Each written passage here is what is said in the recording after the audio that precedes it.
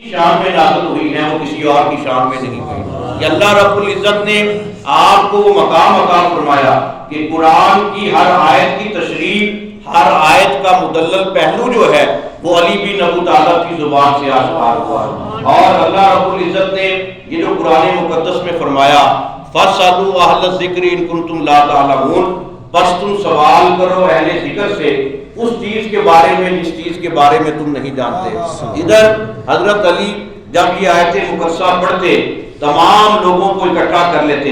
آپ یہ فرماتے فَاسْأَلُوا أَهْلَ الذِّكْرِ إِن كُنتُمْ لَا تَعْلَمُونَ نَحْنُ أَهْلُ الذِّكْرِ، اے لوگو ہم آل محمد، ہم اہل بیت نبوت، ہم ہی اہل ذکر ہیں.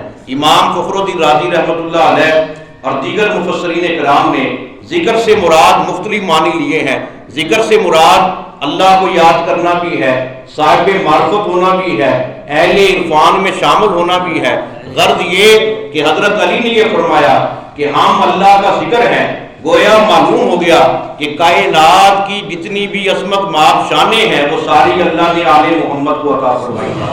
اور یہ شانوں کا مسکن، مرکز اور گہوارہ جو ہے وہ اللہ رب العزت نے امام الاولیاء مولا علی کو بنایا ہے. اور حضرت علی آپ کی ادھر ولادت ہوئی، آپ نے آنکھیں نہیں کھولی.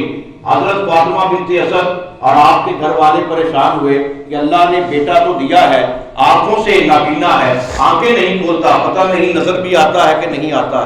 جب یہ معاملہ میرے آقا محمد عربی صلی اللہ علیہ وسلم کی بارگاہ میں پیش کیا گیا تو ادھر میرے آقا نے علی کو گود میں لیا، علی نے فوراً آنکھوں کو کھول دیا.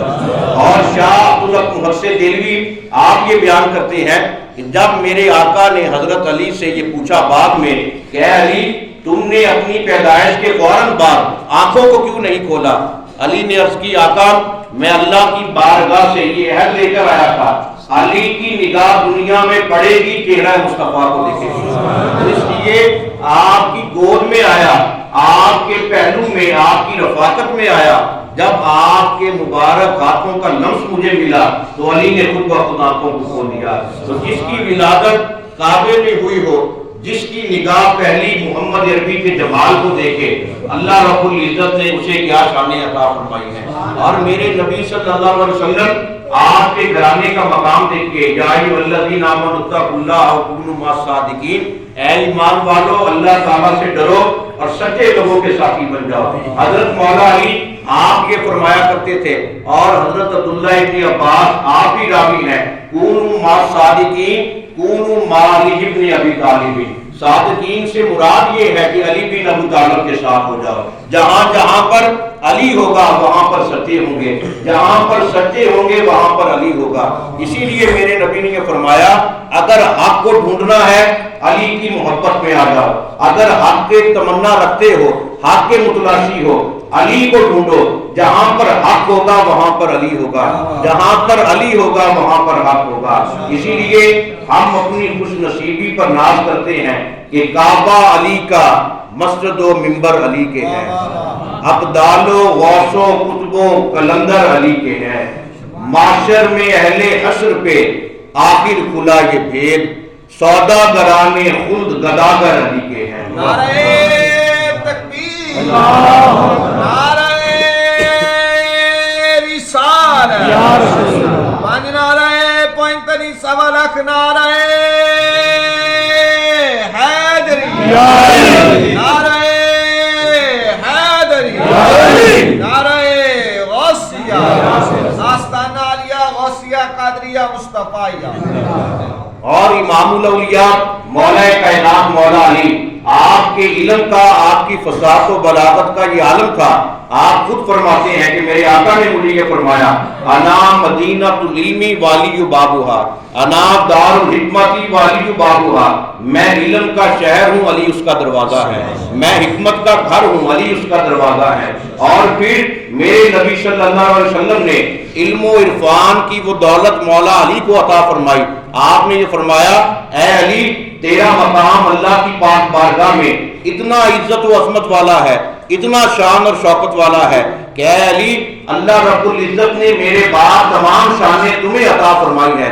فرق صرف یہ ہے کہ میں خاتم المرسلین ہوں، خاتم النبیین ہوں، ختم نبوت کی پوشاک اللہ نے صرف محمد عربی کو عطا فرمائی ہے، میرے بعد کوئی نبی نہیں ہے، نبوت کا دروازہ بند ہے۔ اور پھر حضرت علی اسی علم و عرفان کے فیض کو سامنے رکھتے ہوئے آپ یہ فرماتے ہیں سلونی سلونی اما دون العرشی، مجھ سے پوچھو جو کچھ عرش عظیم کے نیچے ہے، سلونی سلونی اما دون فوق السمائی فوق الارض، مجھ سے پوچھو جو کچھ آسمان سے اوپر ہے زمین کے نیچے ہے۔ قسم ہے رب ذوالجلال کی، کائنات کی کوئی چیز ایسی نہیں ہے جو علی کی نگاہ سے اوجھل ہو۔ زمین بھی میرے سامنے ہے، آسمان بھی میرے سامنے ہے، عرش و فرش بھی میرے سامنے ہے۔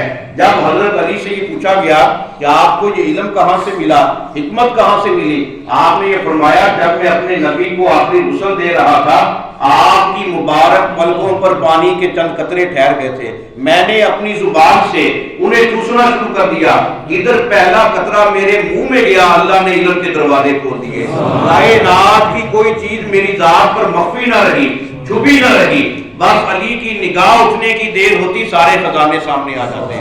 تو اگر علی کو رخ مصطفیٰ سے لگنے والے قطروں سے علم کا یہ فیض مل سکتا ہے تو علی کی ولایت کے فیض کی عظمت کا عالم کیا ہوگا۔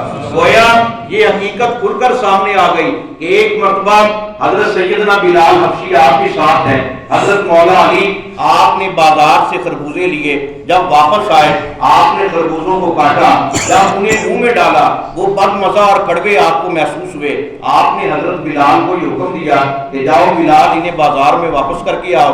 اسی دوران حضرت ابو ہریرہ بھی حاضر ہوئے، جب انہوں نے یہ منظر دیکھا عرض کرنے لگے کہ آپ نے وہ خربوزے کے چند ٹکڑے منہ میں ڈالے پھر واپس کر دیے۔ حضرت علی نے مسکرانا شروع کر دیا، آپ نے یہ فرمایا کہ میرے آقا نے مجھے یہ فرمایا یا ابو الحسن ان اللہ تعالی اخذ حبک علی البشر والشجر فمن اجاب الی حبک عذاب و تابا ومن لم یجب الی حبک فبس و مرا۔ اے علی اللہ نے تیری محبت کو ہر شجر کے سامنے رکھا، ہر درخت کے سامنے رکھا، ہر پھل اور پھول کے سامنے رکھا، جس نے تیری محبت کو قبول کر لیا وہ پاکیزہ بن گیا، وہ میٹھا بن گیا، وہ شیریں بن گیا۔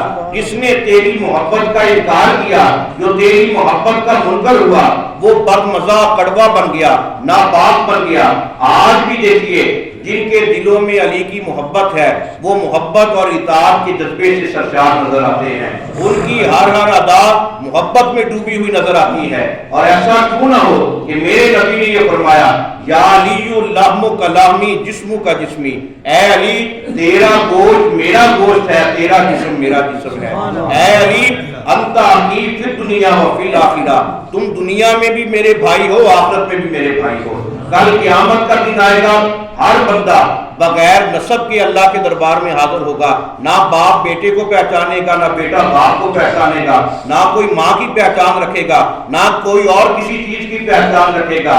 اگر علی اللہ کے دربار میں آئے گا نسب مصطفیٰ کو لے کر آئے گا، میرے آقا کی نسبت کے حصار میں آئے گا، یہ کیسا عظیم شرف ہے۔ اسی لیے خلیفۃ المسلمین افضل البشر بعد الانبیاء حضرت سیدنا ابو بکر صدیق آپ یہ فرمایا کرتے تھے کہ دنیا میں اللہ رب العزت نے اگر حسب و نسب کے اعتبار سے شان عطا فرمائی ہے آل محمد کو عطا فرمائی ہے۔ اور ایک بات عقیدے کے اعتبار سے اپنے ذہن میں بٹھا لیجئے کہ حضرت مولا علی آپ خود یہ فرمایا کرتے تھے کہ اس کائنات میں جو میرا ماننے والا ہوگا وہ صدیق اکبر کا بھی غلام ہوگا۔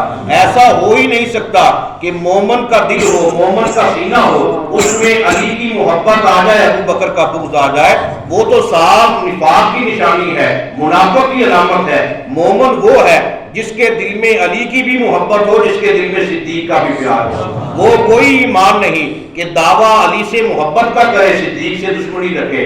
ایمان والے کا دل ہو اس میں علی کی بھی محبت ہوتی ہے، صدیق کی بھی محبت ہوتی ہے۔ یہ جب دونوں محبتیں اکٹھی ہو جائیں پھر بندہ کامل مومن بنتا ہے۔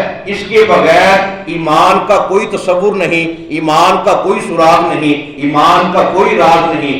ایمان نام ہی اصحاب رسول سے وفاداری کا، پنجتن پاک سے محبت کا ہے۔ اور مولا علی آپ نے خود یہ اعلان فرمایا، آپ نے خود یہ فرمایا کہ جس طرح دنیا میں اللہ رب العزت نے ہر چیز کو رونق بخشی ہے، زینت بخشی ہے، کل قیامت کا دن آئے گا، اگر جنت کی زینت ہوگی وہ آل محمد کا گھرانہ ہوگا۔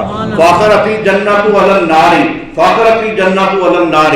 میرے آقا نے یہ فرمایا کہ جنت جو ہے وہ دوزخ پر فخر کرتی ہے۔ کیسی عجیب بات ہے، ادھر جنت دوزخ پر فخر کرے، دوزخ بھی جواب میں فخر کرے۔ جنت حیران ہو کر پوچھتی ہے دوزخ سے، تو فخر کیوں کرتی ہے؟ آگے سے جہنم یہ جواب دیتی ہے، لِأَنَّ فِيَ الْجَبَابِرَةُ وَفِرْعَوْنُ وَنَمْرُودُ، میں اس لیے فخر کرتی ہوں، میرے اندر بڑے بڑے ظالم ہیں، بڑے بڑے نافرمان ہیں، سرکش ہے، فرعون اور نمرود ہیں، لیکن جنت جب یہ سنتی ہے خاموش ہو جاتی ہے۔ اللہ کی آمد والے دن یہ فرمائے گا جنت خاموش کیوں ہو؟ لا أزینن رکنیک بالحسن والحسین، اے جنت میں نے تجھے حسن اور حسین سے زینت بخشی ہے۔ تو کیا شان ہے آل محمد کی، جنت کی زینت حسنین کریمین ہے، آل محمد ہے، تو جن کے نور سے جنت کو زینت ملے گی، کیا وہ مجھے اور آپ کو ماننے والوں کو جنت میں نہیں لے جا سکتے؟ نعرہ تکبیر، نعرہ رسالت۔ ہمارا عقیدہ یہ ہے، باغ جنت میں رسول ازلی لکھا ہے، ڈالی ڈالی پہ علی اور ولی لکھا ہے، سبز پتوں پہ حسن اور کلی پر زہرا، سرخ پھولوں پہ حسین ابن علی لکھا ہے۔ تو یہ وہ عظیم طیب و طاہر نورانی گھرانہ ہے۔ حضرت سیدنا امام حسن مجتبی رضی اللہ تعالیٰ عنہ، آپ یہ بیان کرتے ہیں کہ کائنات کے سارے خزینے اور ساری حکمتوں کے چشمے جو ہیں وہ میں نے اپنے ابا جان کے قدموں سے فیض کے جاری ہوتے ہوئے ایسے دیکھے کہ کوئی ایسا علم، کوئی ایسا فن، کوئی ایسا کمال مجھے نظر نہیں آیا جو ابا جان نے اللہ کی مخلوق کو عام نہ کیا ہو۔ اور پھر یہ نہ کچھ سمجھے کہ مجھ سے بڑا کوئی عالم نہیں، مجھ سے بڑا کوئی مال والا نہیں، مجھ سے بڑا کوئی جاہ و جلال والا نہیں۔ حضرت مولا کائنات مولا علی آپ یہ فرمایا کرتے تھے، میرے آقا کریم نے یہ فرمایا کہ ایمان اور نفاق اور مسلمانوں کی سرداری کا معیار جو ہے وہ علی بن ابو طالب کی محبت ہے۔ یا علی یسوب المومنین والمال یسوب المنافقین، اے علی تم مسلمانوں کے شہنشاہ ہو، جو مال ہے وہ منافقوں کا شہنشاہ ہے۔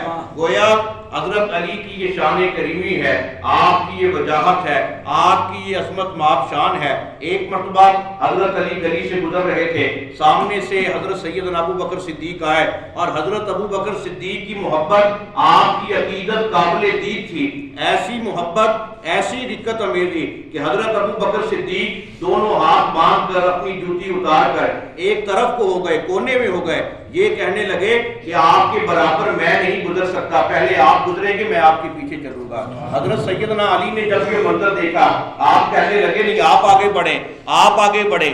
اسی دوران امام حسن تشریف لائے، حضرت ابو بکر صدیق نے جب یہ منظر دیکھا، آپ نے اپنا امامہ جو ہے امام حسن کے قدموں میں رکھ دیا۔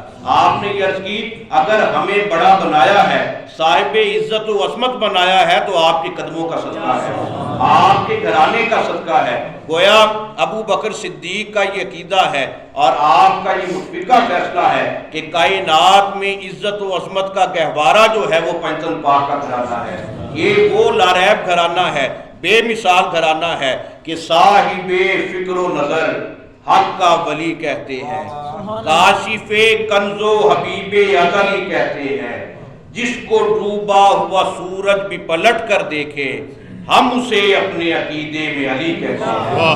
اس لیے یہ طیب و طاہر گھرانہ، اور میرے نبی نے یہ فرمایا کہ کائنات میں پیغمبر اسلام کا ہر عمل اللہ کے حکم پر ہوتا ہے۔ میرے نبی کو اللہ حکم دیتا ہے تو نبی قدم اٹھاتا ہے، اللہ کا رسول اس وقت دنیا میں کوئی کام کرتا ہے تو آپ نے یہ فرمایا کہ میں نے فاطمہ کی جو شادی علی سے کی ہے وہ اللہ کے حکم سے کی ہے، اور جبریل نے مجھے یہ پیغام دیا کہ اے آقا آپ شادی کا اہتمام کریں، اس لیے کہ شادی کی یہ مجلس جو ہے ایک زمین پر ہوگی، دوسری عرش مولا پر ہوگی، اور زمین پر صحابہ حاضر ہوں گے، آپ کے غلام حاضر ہوں گے، آسمان پر جبریل سمیت 70,000 فرشتے حاضر ہوں گے، اور پھر اللہ رب العزت نے اس گھرانے کو کیا مقام عطا فرمایا کہ میری اور آپ کی روح قیامت تک کے لیے بندہ جتنا مرضی نیک ہو، متقی ہو، پرہیزگار ہو، پارسا ہو، اللہ رب العزت ہر کسی کی روح کو بذریعہ ملک الموت حضرت اسرائیل علیہ السلام قبض فرمائے گا جیسے اس کی منشا ہوگی۔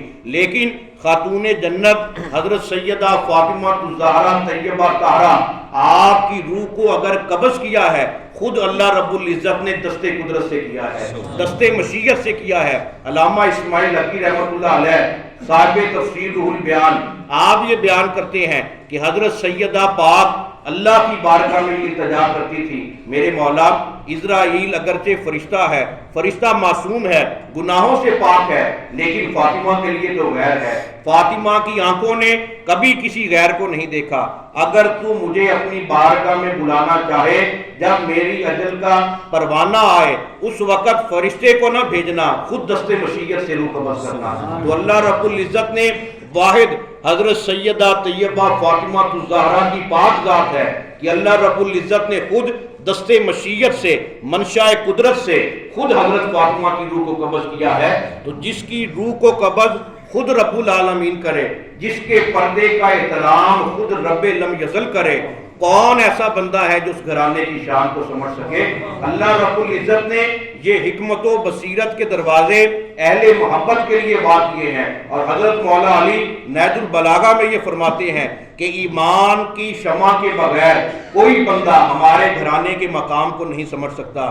جو ایمان کی شمع پر فائز ہو گیا، جسے ایمان کی شمع کا نور مل گیا، تھوڑی سی بھی روشنی مل گئی، اس پر آل محمد کی معرفت کے دروازے کھل جاتے ہیں۔ اور حضرت مولا کائنات مولا علی آپ کا وہ عظیم کردار ہے جو ہر لحاظ سے ہمیں کامل اکمل اور مکمل ترین نظر آتا ہے کہ حضرت سیدنا عثمان غنی ذوالنورین جب باپ پر باغیوں نے حملہ کرنا چاہا تو اس وقت حضرت مولا علی نے حضرت امام حسن کو، امام حسین کو پہرے کے لیے، رکھوالی کے لیے بھیجا۔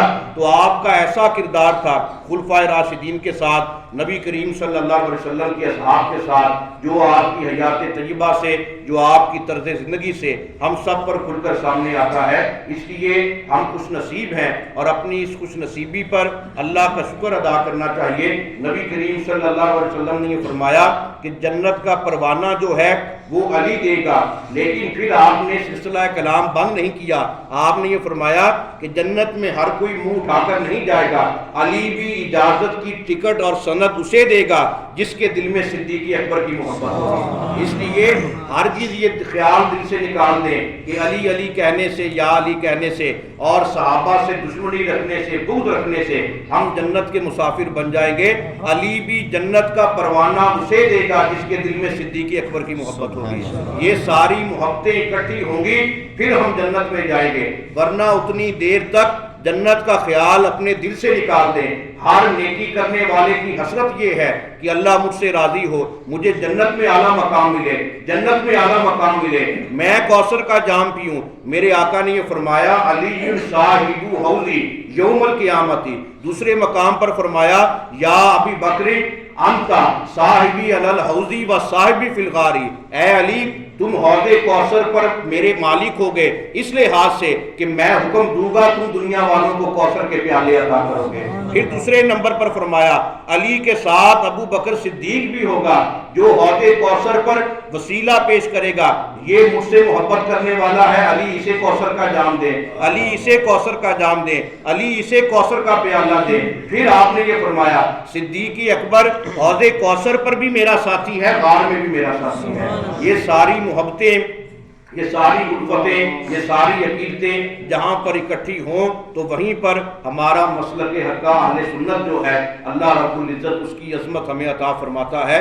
اس لیے خوش نصیب ہے وہ مرید کہ جس کا عقیدہ اپنے مرشد کامل کی محبت سے ایسا پربہار ہے، ایسا پروقار ہے، جس میں سر بسر عقیدت ہے، جس میں محبت ہے، جس میں اطاعت ہے۔ اور امام فخر الدین رازی آپ یہ فرماتے ہیں کہ بندہ صرف اپنے مرشد کامل کے عقیدے پر کاربند رہے، جب دنیا سے جائے گا آنکھیں بند ہوں گی، اللہ رب العزت اپنا دیدار بھی عطا کرے گا، لبوں پر کلمہ توحید بھی جاری ہو جائے گا۔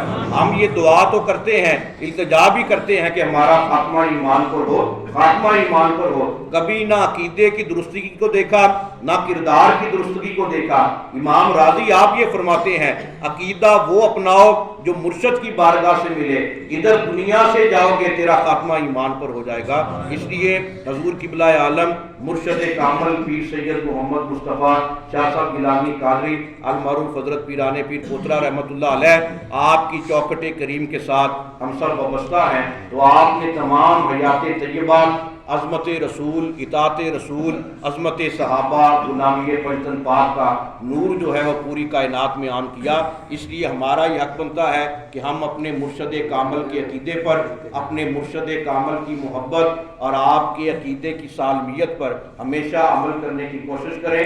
حضرت مولا علی کی ایک نماز قضا ہو رہی تھی، ڈوبا ہوا سورج واپس پلٹ آیا، تو حضرت علی آپ نے یہ فرمایا کہ اللہ رب العزت کی بارگاہ میں اگر مجھے سب سے زیادہ پسندیدہ ترین عمل یہ ہے، وہ یہ ہے کہ اللہ کی بارگاہ ہو، مسجد ہو، اور علی یا نماز پڑھتا رہے یا سجدہ کرتا رہے، تو آپ کے یہ محبوب ترین اعمال ہیں۔ اس لیے ہم نعرے لگانے میں علی کی محبت میں سب سے پیش ہوتے ہیں، تو علی نے جو سبق دیا ہے نماز پڑھنے کا، جو اللہ کے ذکر کو عام کرنے کا، اللہ کی محبت کو عام کرنے کا، محمد عربی صلی اللہ علیہ وسلم سے اپنی نسبت کو مضبوط کرنے کا، ضرورت اس امر کی ہے کہ ہم بھی اس سبق کو اپنے دلوں میں راسخ کریں، اپنے دلوں میں پختگی کے ساتھ، ایمان کے ساتھ اسی سبق کو جاگزین کریں، اور 13 رجب شریف کا دن حضرت مولا علی پاک کے وسیلہ سے اللہ رب العزت کی پاک بارگاہ میں التجائیں کرنی چاہیے، دعائیں کرنی چاہیے، اور کعبہ شریف کی حرمت کے ساتھ ساتھ حضرت علی کو، حضرت علی کے خانوادے کو، صحابہ کرام کی قربانیوں اور وفاداریوں کو ہمیشہ یاد رکھنا چاہیے۔ اللہ رب العزت کی پاک بارگاہ میں التجا ہے خالق کریم پیر محمد مصطفیٰ گیلانی کا صدقہ ہم سب کا خاتمہ ایمان پر فرمائے، ہم سب کی توبہ اپنی بارگاہ میں قبول فرمائے۔ وما علینا الا البلاغ المبین۔